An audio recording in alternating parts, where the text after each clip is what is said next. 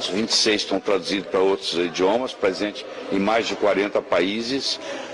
Eu tenho um recorde do Guinness, eu sou o único autor em toda a história editorial do mundo que consegui colocar 6 dos 10 livros mais vendidos em um país simultaneamente.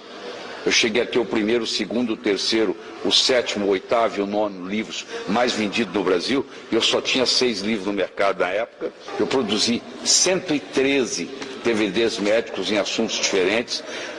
A minha intenção é escrever 15 livros na área médica. E eu passo o Brasil inteiro e fazendo isso que eu estou fazendo em Ipatinga. Eu vou de cidade em cidade, principalmente de capital em capital, ensinando um grupo de 150, 200, 300 médicos a envelhecer sem a média de 150 a 200 médicos por semana. Eu sou cardiologista, sou nutrólogo e venho ensinando isso. Como é que faz para poder utilizar menos remédio e mais nutrientes. As doenças todas, todo o processo de adoecimento, seja ele qual for, tem por trás um processo de desnutrição. Quando você melhora a nutrição do paciente, as doenças melhoram. O remédio ele não cura, ele remedia. Por isso que ele chama remédio, porque ele está tratando o sintoma. Só que quando você corta o sintoma, você não cortou a doença, você cortou o sintoma da doença. A doença continua. Aí depois você vai precisar de mais um remédio, mais outro, mais outro, mais outro. A obesidade, que hoje é uma epidemia, ela é uma doença nutricional. É um erro na nutrição. Nos últimos 25 anos, cada indivíduo engordou em média 11 quilos. Você pegar um cara de 26 anos, 1,80 m hoje, pegar um indivíduo de 26 anos, 1,80 m há 25 anos atrás, o de hoje pesa 11 quilos a mais do que há 25 anos atrás. Ou seja, o mundo inteiro ficou mais gordo. E você vai ver que o consumo de açúcar aumentou também absurdamente nesse período de 25 anos. Hoje chega-se a consumir 80 quilos de açúcar por pessoa por ano. Há 30 anos atrás se consumia 40 e poucos, ou seja, praticamente dobrou. Tá? Então, essa ingesta de açúcar causou esse aumento. Por que essa ingesta de açúcar? Porque por volta de 1970, 80, falaram que você tinha que diminuir a gordura. Mas para diminuir a gordura, você tem que passar a comer sem gordura. Comer sem gordura ninguém aguenta, porque o alimento ficou horrível. Aí eles puseram açúcar para compensar. Aí vem diabetes, vem obesidade, vem tudo isso. E na realidade a gordura não aumenta o colesterol. Colesterol, primeiro, não é gordura. Colesterol é um álcool. A maioria dos médicos não sabe disso. Colesterol é um álcool. E segundo, o que aumenta o colesterol não é gordura, é açúcar, é carboidrato. O colesterol é fabricado no fígado a partir de carboidrato. Então o que aconteceu? As pessoas engordaram e ficaram com o colesterol mais alto. Agora tem que tratar o colesterol. Aí vem o remédio para tratar o colesterol, que causa outros problemas sérios. Então uma coisa vai complicando a outra. Se você ingerir o sal grosso, o sal de churrasco, o sal marinho não refinado, eles têm mais de 80 elementos. Se você ingere, se você põe na mesa o sal de mesa, que é aquele branquinho, aquele só tem sódio, só tem cloro. Aquele faz mal. Agora, o sal integral, não. O sal integral faz bem. Eu pego um paciente com pressão alta, dou para ele sal integral, a pressão dele baixa. Por que que baixa? Porque naquele conjunto de 80 e tantas coisas, uma delas é o mineral magnésio. E o magnésio faz baixar a pressão. Então, quem faz uso de sal integral tem melhor saúde. Quem faz uso de cloreto de sódio tem problemas. Quando eu comecei a praticar medicina, 42 anos atrás, que eu me tornei médico, o colesterol era 320, era o normal. Eu só vi caindo. E os problemas cardíacos continuam aí do mesmo jeito, entendeu? O colesterol não é bandido, o colesterol é mocinho. Ele foi pego na cena do crime, eles algemaram e prenderam ele, achando que ele era o assaltante. Não, ele era o polícia, que estava lá para prender. Quando você tem um problema qualquer no seu corpo, por um mecanismo de defesa, você aumenta o colesterol. Então, eu vou dar um exemplo. A tireoide não está funcionando direito, principalmente na mulher. A mulher tem mais problema de tireoide que o homem. Então uma mulher chega no consultório, a tireoide não está funcionando direito, ela está sobrepeso, ela está mais pesada do que ela gostaria, e o colesterol dela está alto. Não adianta eu tratar o colesterol dela, eu tenho que tratar a tireoide dela. No momento que eu tratar a tireoide, o colesterol normaliza. Não precisa tomar remédio para colesterol. Todo mundo que faz suplementação de cálcio sozinho, morre mais cedo. Média 7 anos.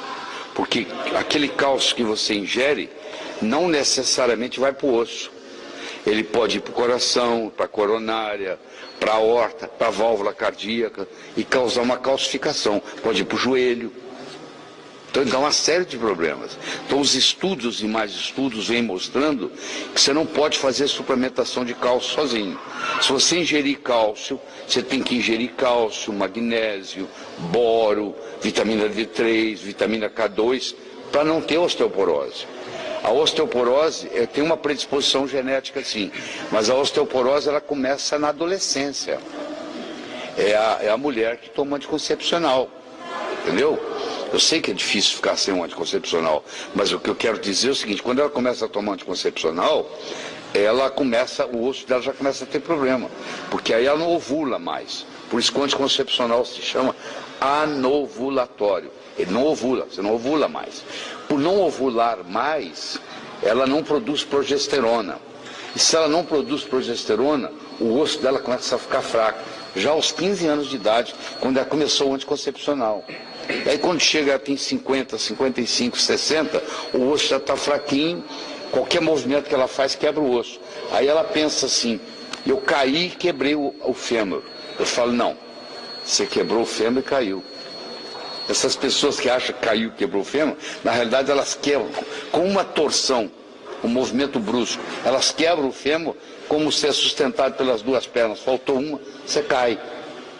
Então essa que é a verdade. É possível então fazer essa recomposição óssea utilizando algum medicamento, algum alimento?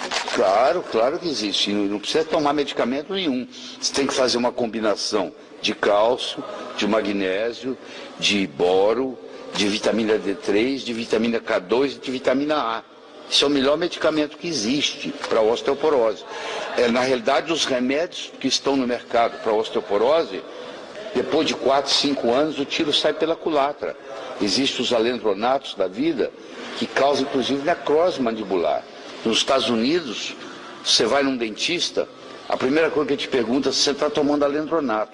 Se você tiver, o dentista americano não põe a mão na sua boca, porque ele sabe que vai ter problema. Então tem muita gente fraturando o osso aí por causa do remédio da osteoporose que está tomando. O leite ajuda a recompor? Não, o leite não ajuda. Primeiro que o cálcio do leite é absorvido muito pouco. E segundo que o leite tem uma série de outras complicações. Muita gente tem intolerância à lactose, que é um problema sério. Muita gente tem alergia à caseína. O leite, quando é pasteurizado, há uma desnaturação das proteínas. Então não é a solução. Os brasileiros estão vivendo mais, mas ao mesmo tempo estão passando mais tempo doentes. Você fala assim, a mulher hoje com câncer de mama vive mais. Tá, claro que ela vive mais, mas vive mais com mais tempo com câncer, porque o diagnóstico é mais precoce. Então uma mulher que ia ficar 5 anos com câncer e ia morrer, hoje ela fica 9 anos com câncer antes de morrer, mas o diagnóstico foi feito 4 anos antes. Então o diagnóstico ficou mais precoce, ela fica mais tempo com câncer. Aí se fala a sobrevida do câncer aumentou. Não é a sobrevida do câncer que aumentou, é o diagnóstico que foi mais prematuro. O melhor alimento que tem no mundo chama-se leite materno. Hoje na Europa, os indivíduos milionários, moribundos, morrendo na cama, pagam a gente, eles vão às maternidades e compram o leite das mulheres. O leite que sai da mama de uma mulher que acabou de dar luz, as primeiras 72 horas, chama colostro. Ele tem tudo que tem de bom no mundo, está ali, inclusive rejuvenescedor. O segundo melhor alimento do mundo chama-se ovo. Existe um mito de que o ovo aumenta colesterol, isso é mentira. Ovo frito em óleo vegetal aumenta colesterol. Batatinha frita em óleo vegetal aumenta colesterol. Mandioquinha frita em óleo vegetal aumenta colesterol. Tem nada a ver com ovo, tem a ver com a fritura. O terceiro melhor alimento chama-se coco. O coco é um alimento, super alimento. É um alimento funcional muito subutilizado, inclusive no Brasil. O quarto melhor alimento chama-se quinoa, que foi pela Organização Mundial de Saúde considerado o melhor cereal no mundo. O quinto melhor alimento é o azeite de oliva puro, e o sexto é uma substância chamada curcumina, turmérico, curry, é aquela coisa, aquele pó amarelo que você compra para pôr o tempero na comida. Mas eu diria que esses são os 6 melhores. Na época paleolítica, há 10 mil anos atrás, nós ingeríamos muito mais ômega 3 do que ômega 6. Não mais, mas ingeríamos. Para cada 2 ômega 6, nós ingeríamos 1 ômega 3. Hoje, se você come num McDonald's da vida, você chega a ingerir 40 para 1. Então, o ômega 6 ele causa inflamação. Então, praticamente todo mundo tem deficiência de ômega 3. Então, por isso que é recomendado ingerir mais peixe, ou quando você não tem interesse em peixe, fazer a suplementação com ômega 3. Mas tem que tomar muito cuidado, porque no Brasil tem muito ômega 3 adulterado.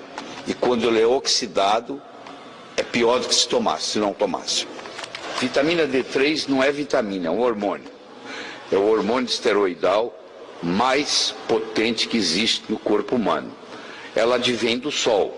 O sol bate na sua pele, fabrica a vitamina D3, que vai para o fígado e vira uma coisa chamada calcidiol, que vai para os rins e vira uma coisa chamada calcitriol.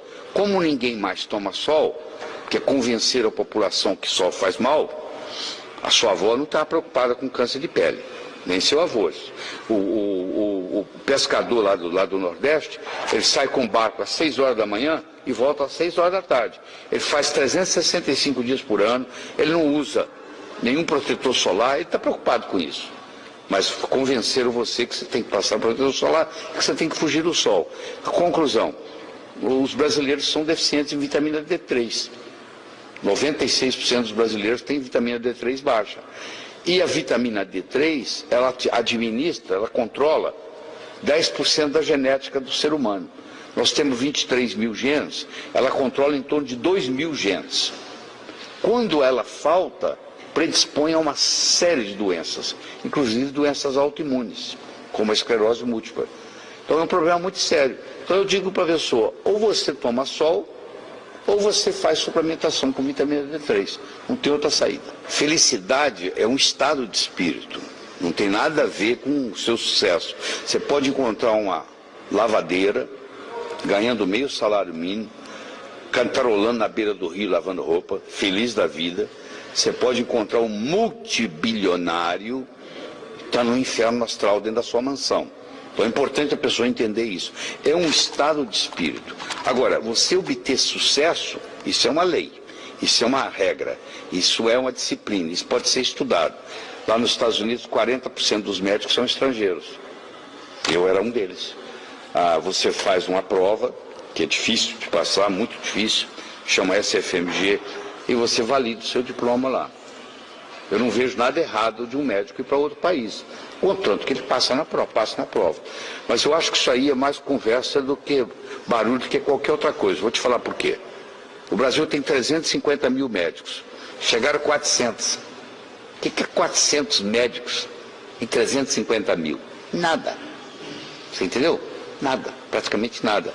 Isso é um problema. Segundo, se eles passam na prova, eu não vejo nenhum problema. E terceiro, eles estão indo para regiões onde o médico brasileiro não quer ir. Então eu não vejo nenhum problema maior. Agora, o que não pode, ele fazer...